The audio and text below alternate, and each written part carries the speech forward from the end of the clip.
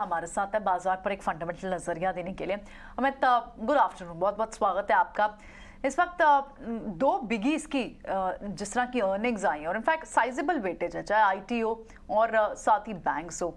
हालांकि HDFC bank पर तो एक बहुत ही बटा हुआ ओपिनियन लगा लोगों का। कुछ एक्सपर्ट्स मानते हैं कि ऑपरेटिंग की वहाँ पर ओपेक्स में कमी आई है, उसकी वजह से एक बड़ा शॉक है। लेकिन एट द सेम टाइम आप ग्रोथ देखें तो हर फ्रंट पर ग्रोथ है और निम्स भी वापस आए हैं, क्योंकि रिटेल लोन ग्रोथ में बेटर देखने को मिला, जो कंट्रैक्शन देखने को मिली थी कई क्वार्टर्स से। आप नंबर्स को इस वक्त कॉर्पोरेट अर्निंग्स के नंबर्स को कैसे असेस कर रहे हैं? इसी हफ्ते में आगे अब रिलायंस के भी नंबर्स हैं, Q4 की अर्निंग्स से एक्चुअली एक्सपेक्टेशन होनी क्या चाहिए?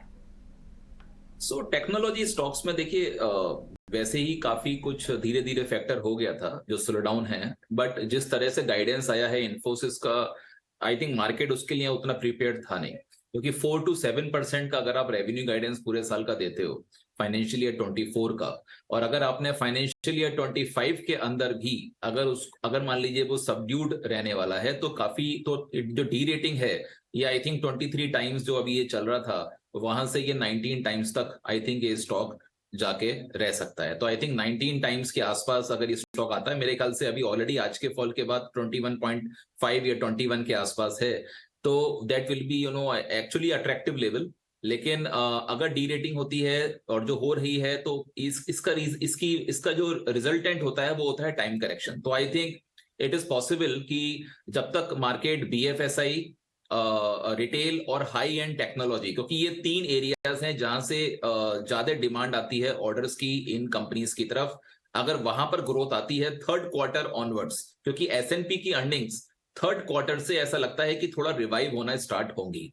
तो अगर ऐसा होता है और उसके रिजल्ट्स में ये तीनों सेगमेंट्स अच्छा करते हैं, तब आई थिंक IT कहीं ना कहीं फिर रिकवरी मोड में उसके बाद जाएगा। जहां तक बैंकिंग का आपने बोला, तो क्रेडिट ग्रोथ मेंटेन्ड है। में हम देखते हैं कि सभी सारे सेगमेंट्स में, वेदर एग्रीकल्चर हो, SME हो, कॉर्पोरेट साइड हो, रिटेल हो, वहां पर हम देख रहे हैं कि हर तरफ से ग्रोथ है। जैसे आपने भी बोला, पर्सनल लोन ग्रोथ काफी शार्प हुई है। तो मेरा पॉइंट यह है कि जितना NIMs को हम कैप आउट की बात कर रहे हैं आगे जाकर एक क्वार्टर के बाद, वो जितना मार्केट एक्सपेक्ट कर रहा है शायद उतना ज्यादा श्रिंक नहीं हो NIM बैंकिंग का, और प्रॉफिटेबिलिटी तो इनकी अभी 2 क्वार्टर से बढ़ी रही है।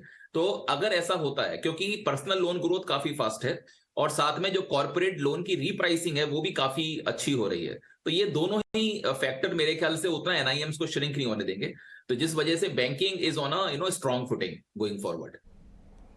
ठीक है अमित, अभिषेक बोल रहा हूँ मैं, आपसे इसी चर्चा को आगे बढ़ाएंगे। और देखिए, जैसा कि IT के नतीजे खराब आए हैं इन्फोसिस के, और उससे संकेत ये है कि आगे चीज़ें थोड़ी सी और डिटरेट हो सकती हैं।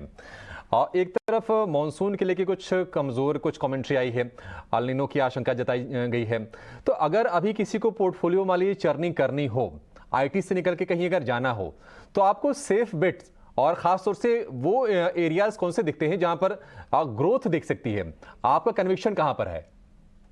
देखिए, अल नीनो का जैसे आपने बात किया, तो जो ट्रेंड हमने पहले देखा था, जैसे 2016 में भी इसका इम्पैक्ट था और 2009 में भी इसका इम्पैक्ट था। उस समय हमने देखा था कि जो कूलिंग प्रोडक्ट कंपनीज हैं वहां पर बेटर रिकवरी देखने को मिली थी, चाहे वो वेंडर कंपनीज हो या कुछ हद तक OEMs भी हैं। तो और उसके साथ साथ जो शुगर कंपनीज हैं वहां भी हमें रिकवरी देखने को मिली थी, क्योंकि जो शुगर केन है उसका प्रोडक्शन भी कहीं ना कहीं कम होता है, शुगर के प्राइसेस भी शार्पली रिकवर होते हैं। 66% से 100% तक की जंप हमने पहले आती भी देखी थी। अभी इस अगले साल इलेक्शन है तो मुझे लगता है शायद उतनी जंप नहीं आएगी, बट फिर भी फेवरेबल सिनेरियो है। और 10% का ब्लेंडिंग इथेनॉल का ऑलरेडी हुआ है, अनदर 10% अगले 2 साल में करना है। तो जो शुगर केन जूस की से जो रिक्वायरमेंट है, आई थिंक बहुत ज्यादा इन्वेंट्री बिल्डअप नहीं होगा, which is good actually for the sugar company. तो मेरे ख्याल से डाउनसाइड लिमिटेड है उधर और रिकवरी अच्छी आएगी। जहां तक कूलिंग प्रोडक्ट कंपनीज हैं, वो 70% कैपेसिटी यूटिलाइजेशन पे चल रही थी, अभी उन्होंने अपने को 90% कर दिया है। तो मेरे ख्याल से वहां पर एक क्षेत्र है जो काफी लुक्रेटिव दिखता है।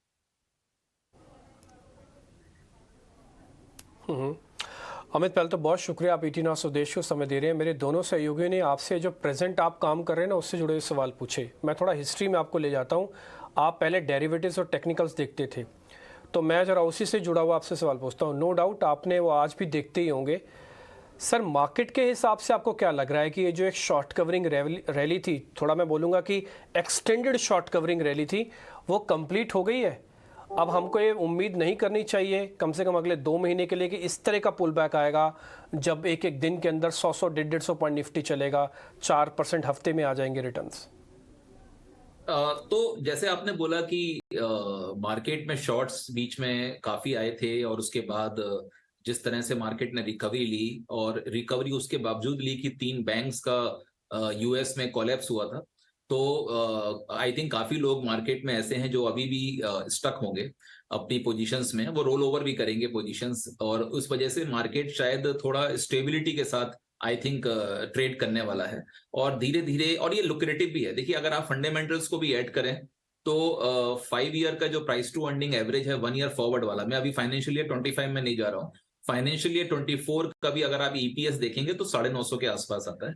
उस पर 17,000 के भाव पर हम 17.8 टाइम्स ट्रेड कर रहे थे, जो कि 5 ईयर का जो प्राइस टू अर्निंग एवरेज है 18.5 उसके नीचे है। तो इस वजह से मार्केट अट्रैक्टिव है फंडामेंटली। और दूसरा, अगर आप रिलेटिव टर्म्स में कंपेयर करें तो इमर्जिंग मार्केट के ऊपर इंडियन मार्केट्स का जो प्रीमियम है वो 105% चलता था, आज वो 62% तक आ गया, यानी कि it has declined significantly making our markets attractive, क्योंकि चाइनीज मार्केट ने अच्छा रिकवरी दिया अक्टूबर से और हमारा मार्केट में हमको 2000 पॉइंट का डिक्लाइन मिला है। तो उस वजह से अगर आप देखिए तो शॉर्ट कवरिंग का रूम है, स्टॉक स्पेसिफिक वो हो सकता है, काफी लार्ज कैप्स अच्छे लेवल पर आ गए थे और इसी वजह से मार्केट के अंदर एक स्टेबिलिटी आई थिंक रह सकती है और वॉलेटिलिटी शायद थोड़े सबसाइड हो।